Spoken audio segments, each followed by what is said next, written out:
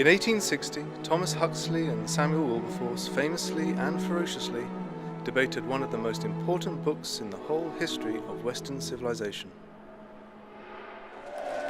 I wonder, Mr. Huxley, is it through your grandfather or your grandmother that you claim descent from an ape? If the question is put to me, would I rather have a miserable ape for a grandfather or a man, highly intelligent, possessed of great means of influence, and yet who employed these faculties and that influence for the mere purpose of introducing ridicule into a grave scientific discussion, I unhesitatingly affirm my preference for the ape. That book was, of course, Charles Darwin's On the Origin of Species, and when he sent it off to print in 1859, he could hardly have imagined what sort of storm it would cause, and how much more astonished he would be to know that that storm was still going on. With Richard Dawkins and new atheists on one side, and proponents of every major religion on the other, a century may have passed, but the quality of debate doesn't seem to have moved on much. And where has all this name-calling and mudslinging led, other than to polarize the science-religion debate? We hear from one extreme and then the other. But what about everyone else? In this book, The Dissent of Man, I want to explore what all those people who are not shouting from the extremes think about Darwin's greatest work. So I've interviewed a whole range of people.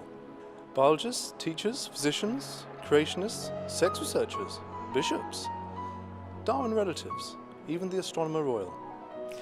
I'm going to sort all these interviews into an order ranked according to how similar they are to Darwin's original ideas.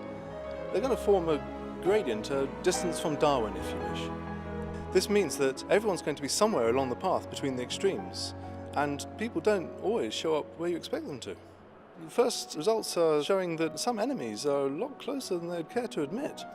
To make this book happen, I'm going to need your help. We can all hear the extremists. They're the ones shouting, and they often drown out the rest. But between us, we can get to find out what we really think about Darwin and his big idea. I'm going to ask you who I should be talking to, who I should be interviewing, and I want to interview some of you too. So, to get the ball rolling, the list of interviewees that I've already spoken to includes Richard Dawkins, Noam Chomsky, Oliver Sacks, James Watson, Ian Stewart, Martin Rees, Aubrey Manning, Bjorn Lomborg, Stephen Wolfram, Susan Blackmore, Steven Pinker, John Polkinghorne, Tim Smith, and Archimedes Plutonian. David Attenborough once stood here and said, Darwin's insight revolutionized the way in which we see our place in the natural world. So, please support this book. Show the old man of evolution how his influence has evolved. We can all have our say in the greatest debate of modern age.